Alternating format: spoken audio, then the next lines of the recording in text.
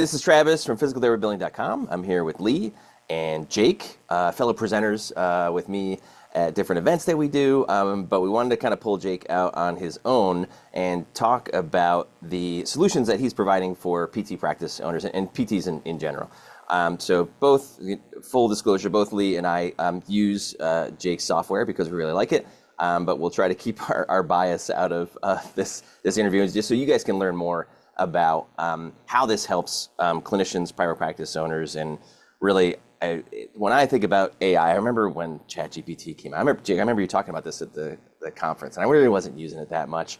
And I just kept hearing, like, if you don't use this, like, no one's gonna die, but you're just gonna be behind. It's just gonna be tough for you to catch up if you don't start using the technology that is out there. So when you started Comprehend, like, what was the problem that you were trying to solve, or where did you say, like, hey, I can build something and this would help people out?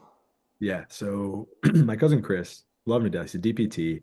He's actually my cousin-in-law, but he's my cousin. He was doing notes on Christmas 8 years ago. So this is a long time ago. Before AI was booming, before ChatGPT, before LLMs, he was doing notes on Christmas. And he at the time he was a traveling PT, California, Florida, Arizona, a lot of evals. Would come home for the holidays, but always had to catch up on his notes. So we're all eating dinner, he's doing notes. Okay. Hey Chris, one day AI will help you with that. Fast forward a bunch of years, I went to school for AI, and we're in this 2022 time frame when we're starting to see like LLMs, large language models, come out, and they can do something interesting, but not yet useful. This is before ChatGPT. And I'm looking at this technology. I'm like, this is revolutionary, but I don't know like what's the best way to use it. And then for some reason, I was looking for a cool project. So I went to my Rolodex of ideas and I'm like, oh, Chris's notes. Like, this seems like a perfect application for this technology. So I built him a proof of concept of a tool that would record the conversation between him and his patients and use that audio with AI to write his notes. My mom had broken her right arm. Chris comes over, he does a sample evaluation on her, and it spits out this beautifully articulate soap note. And from that day on, we've been trying to figure out how to bring this technology to everyone everywhere, make it as seamless as possible so providers don't have to take notes home after hours. They can spend their nights and weekends and holidays with their families if that's what they want, or just doing what they enjoy, not doing their notes. So that's really why we do what we do. Yeah, if you ask any of my kids, if you said, hey, tell me about dad's notes on vacation, they will tell you exactly like what I would do for several hours of the day back when I was treating when the kids were tiny. And it's like, oh yeah, he'd be on his computer like all day while we went to the beach or went to the lake or something. Like, he always had to do his notes. So that's a common story. I think anybody that as a PT can relate to that. So okay, so PTs know notes are a problem, but I don't know, this AI documentation stuff, like, what are the most common like misconceptions you hear when you're talking to PTs and private practice owners about AI that kind of scares them off maybe? Yeah, the biggest fear is like this thing's gonna take my job. And it's kind of funny that people think that because the first time you use it, it's like, oh wow, this is great, this is crazy, it's just gonna get better and better. But once you use it a little bit more and more, you see where the holes are, you see where it's good, where it's bad. It doesn't have the same clinical reasoning that you have. A lot of times it doesn't know what happened outside of what it heard. So say range of motion measurements, we're not capturing those with video or anything, so we don't know. So you have to articulate it out loud. It's 80 to 90% of your note done for you, but that last 10% is still on you because you're the doctor in the room, you're signing off. Really, you don't have any concern about losing your job. And is there really a world where providers or where patients are going to want a robot to be manipulating their arm? Like one wrong move and it's going to rip your arm off. So I would say PTs are like one of the safest career paths, and you don't have to have any worry about it taking your job. What's more likely is that those that don't use the technology are just going to be lower quality of life and like not giving the best care, and so potentially replaced by people that are using the technology. That's how I think about it. Yeah, I mean, more people are leaving physical therapy than entering every year. It's kind of sad. Mhm. There's a lot of different reasons for that, but one of it is kind of this burnout factor where they're kind of like, I got into this to like get my hands on people and help people, not stand behind a desk all day. So that's why this is like an exciting thing to talk about for me, because if I can get more people interested in PT, then that makes me excited. So, Yeah. all right, so people, all right, we can get past this. All right, this sounds like a good idea. What does you start actually using the software? What does it look like? Like a PT on 8 o'clock Monday morning, they've got an initial evaluation and patient comes in. What does the software do? Yeah, so we've done our best to match your existing workflow as closely as possible. So simple as loading up the patient chart in your EMR, which you're probably going to do anyways. And then there's this Comprehend Chrome extension that lives next to your EMR in a separate screen. And you hit plus, and it's automatically looking at the page saying, what's this patient's name? What's this note type? What are all the different things that you're going to have to fill out during the note? And the AI is taking that into consideration. Then you hit record. And while it's recording the background, it's using the microphone in your existing laptop to record everything that goes on during that eval. And so you as a provider get to focus exclusively on your patient. You know everything's being captured by the software, so you can focus on your patient completely. You're not doing point of care back and forth. You're not typing while you're working. I go to the primary care all the time, or not all the time, but like whatever, once a year, head in this keyboard. And it's so frustrating. It's like I get 7 minutes with you, and really four of them are you and doing your notes, while 3 minutes you're spent with like not the greatest experience. And in PT, you don't even have the same amount of optionality to do that. You actually have to be hands-on with your patient. And so that oftentimes pushes the burden after hours. Now you don't have to worry about this balance. You can focus exclusively on your patients listening the whole time. Maybe you articulate some of those objective measures that you're taking. Normally, you'd either write them down or have them in your head. If you just say them out loud, the AI is listening, it'll take care of that. And then at the end of the eval, when you're sending them out, all you have to do is hit comprehend. And it's taking into consideration that entire visit, even the talk about the Buffalo Bills, the talk about the weather, all of that. I mean, the Bills, I mean, while you're sobbing, right? The weather, while it's snowing. It's taking all that into consideration, saying that's not clinically relevant, that's not going to end up in your note. And it types for you right in your EMR everything that you would need in every discrete box. No more hands on a keyboard, no more copy paste. It's just doing it for you. Then as a provider, you have to sign off the note. Your license is going on here, so you have to read it over and you're going to correct anything. If this is your first day ever using it, it's probably going to sound like a student. It's probably going to not have your wording. So you have to go in and you're going to modify some stuff. And it's not going to be perfect. It's going to be 80% right. You have to go in, make the modifications, have it use the wording you like, and then you're going to click learn and comprehend. And over time, the more you use it, the more you correct it, the better it's going to get, and it's going to sound more and more like you, so that within 5 days or so, it's writing notes that you would have wrote. It's using the words you would have used. It's writing in bullets if you put it in bullets. It's writing it in paragraphs if you wrote in paragraphs. It's going to start to do all of that for you within 5 days. Sometimes even up to one day, and it's already sounding more and more like you. That's the general workflow. Okay, so that sounds amazing. Let's go back and talk about what is the learning curve. So if I start on day one, I think a lot of people will associate this with an EMR. So it's like, oh wow, if I change over my EMR, like minimum like a month before my staff is not like throwing rotten tomatoes at me at meetings. It's like I just got to get through this month, and then they'll kind of settle down. So I think that's what practice owners are thinking of right now. I hope you have a different answer than that. But like from day one to day what are people kind of like, oh yeah, this is something that I use and I don't have any hiccups, or I mean, you're never going to have 100% success with any piece of software. But how long does it take to get them up to speed to where they do an evaluation and are like, holy crap, like they just wrote that whole thing for me? Yeah. The quick answer is within your first day, it's going to sound more like you. And within 5 days, it's going to sound 90 to 95% like you. And you don't have to make as many or near zero edits to the notes. So that's the short version. The long version is I'm so glad you brought up the point, because we get a lot of friction like, I don't want to start something new, probably because everybody's used to switching EMRs, and that takes a month. That takes a long time. EMRs are complicated. I look at how complicated EMRs are, and I'm like, gosh, that's brutal. Like I have to know all the EMRs. We have access to like 25 different EMRs that we have to know inside and out. Man, it's a lot, and they're all super different. I get why a PT is going to be frustrated and not want to change EMRs. Comprehend isn't the same. It's as simple as clicking plus to create a new visit, clicking record to start the audio capture, and clicking comprehend to finish your note. Yes, there's this learn, it has to learn your style and tone, but that first note that it writes for you is adding value. It's 60 to 80% of the way done with the note. If it wrote your assessment for you, wrote your subjective for you, did most of the note for you from day one, the first time you ever use it, you're getting a little bit of value. And the more you use it, the more value you get. And so as long as the expectation is set correctly, where it's instantly you have a lot more value, and slowly over time you're getting to like full value, as long as that expectation is set that day one you're getting something, day five it's almost perfect, that's generally how it'll look. Great. Okay, so any kind of product or software doesn't work for everybody. I remember when we have a billing company and we had, I don't remember how many clients we had, but our first client left and it was like devastating. It was like, what? There's no way that someone would leave what we do. What we do is perfect and it's amazing and it could never be better. Like people leave for lots of different reasons, but for the small percentage of people that try this and they're like, ugh, it's not for me. I don't want to pay for this. I'm out. Like, what would be reasons that people would do that?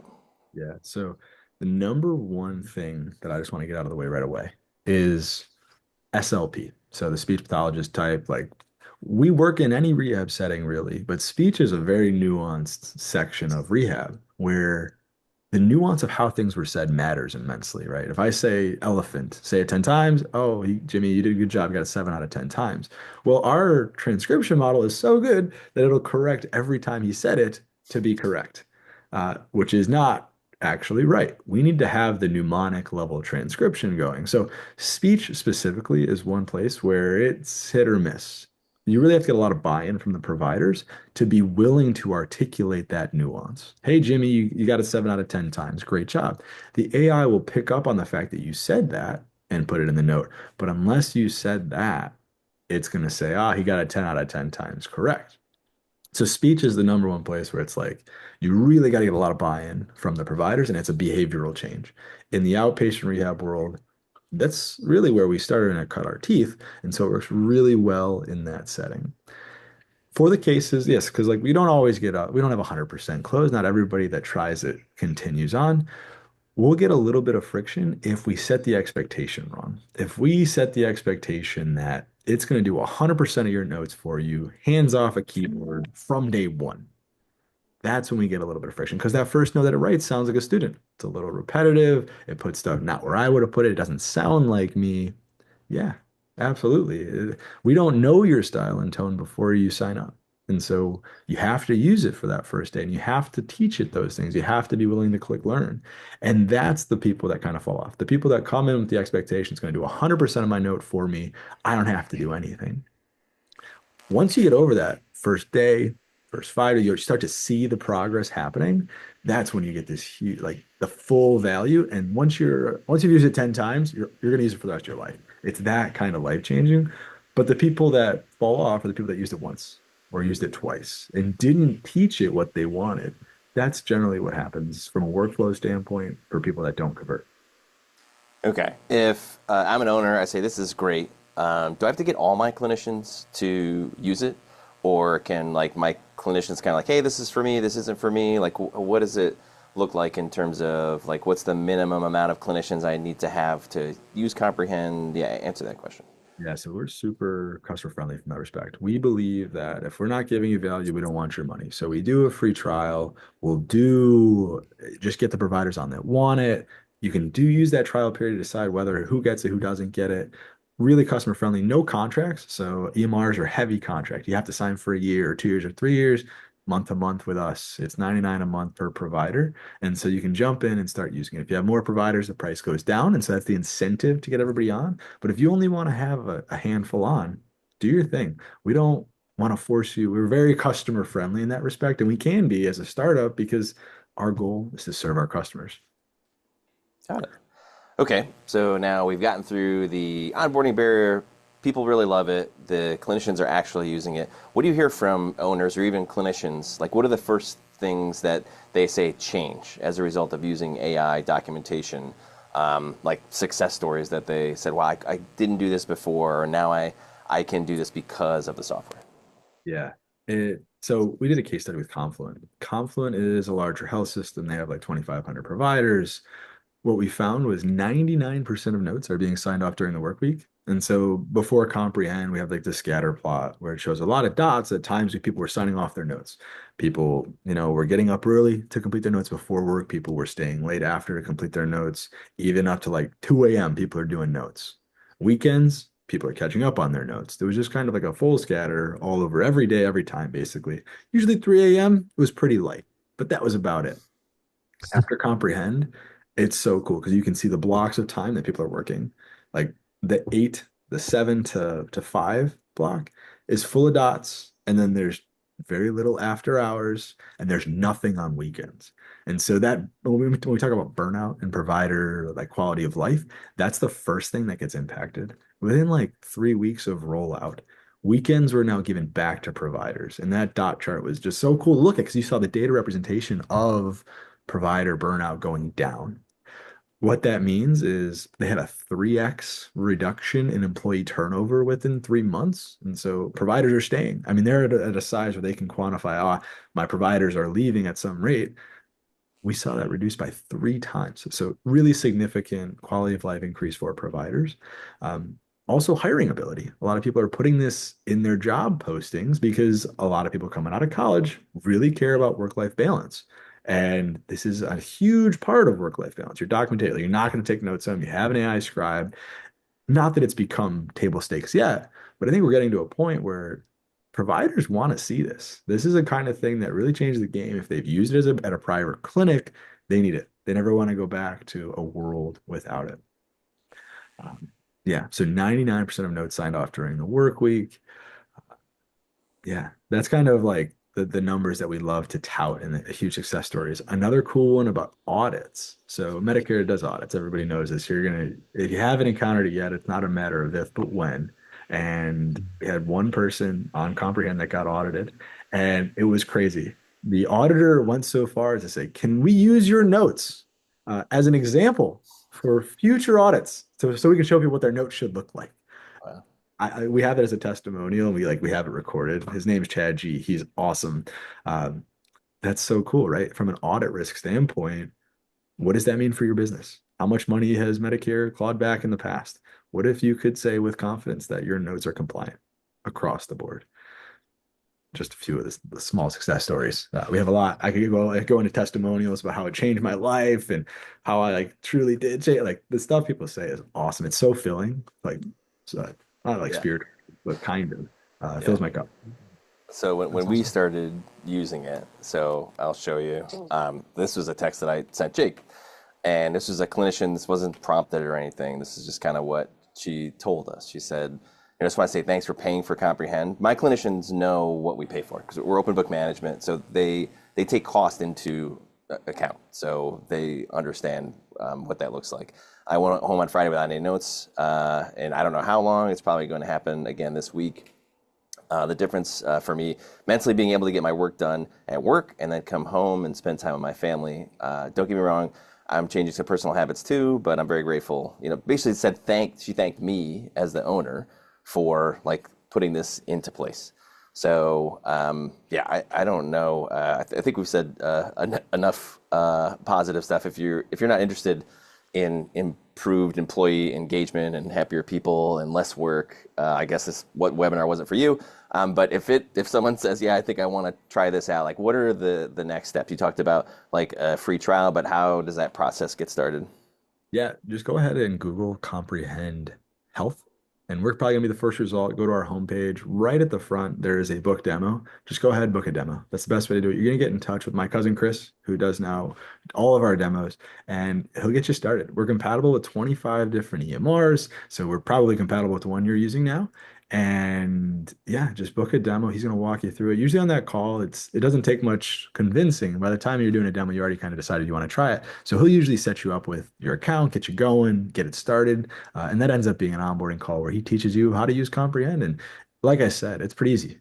Hit new visit, hit record, hit comprehend. So within that 30-minute visit, it's like 10 minutes of like, let me understand you and your clinic, and then 20 minutes of, all right, let's get you using it. That's the best way to go about getting started and the best experience that you'll have getting started. So just Google Comprehend Health. We're going to be the first one. Book a demo. It's the first link, and you'll be good to go. Sounds good. Lee, did I miss anything? No, man, you guys crushed it. Awesome. All right, so yeah, you got the information. I would encourage you to use it. We've had great success with our clinicians, and they're really happy with it. And for the price that you pay, a lot of people are like, oh, $100 a month, and I think we're actually under that now because of the number of clinicians we have on it. But if you could, get a clinician to not go home with that's the number one thing. If you go to any clinician and say, what's the worst part about your job? 100% of the time, it's going to be the documentation. So if you can solve that, you're going to have happy clinicians. You're going to use it in your recruiting, which I'm doing a poor job of that. So I'm going to go and change my Indeed ad after this call to make sure that it reflects that. Because that is a huge concern. Even students that we have come in, like that's their biggest fear, because all they've heard is this job is pretty cool, but man, the documentation is terrible. You're going to be taking notes home like every week. I used to, work with my clinical instructor, and she was just like stressed out because she had to take all these notes home. And like a lot of places will not take students because it's like, okay, now I've got to teach them how to document, like on top of my own documentation. And Lee, you said before we got on a call, like how much the students appreciate it. So just talk about that for like a second. So Lee and I take a lot of students. Like I try to get probably between 20 and 30 students through our organization in a year.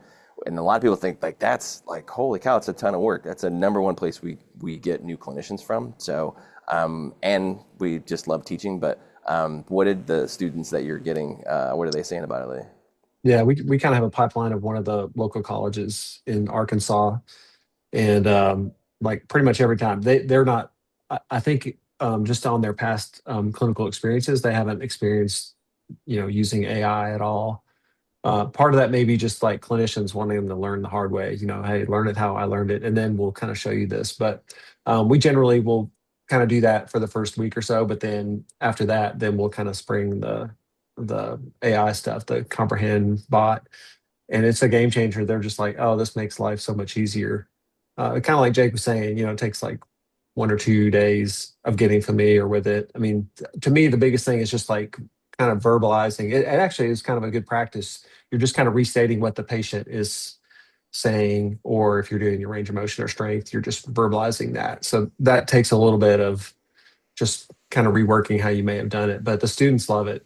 And it's when it comes time to like deciding which clinic they're wanting to join, for their first job, that having that bucket, having the AI in our bucket definitely kind of can tip the scale for sure. Great. All right. Thanks for your time, Jake. Thanks, Lee. Talk to you guys soon. Likewise. All right. Later, guys. All right.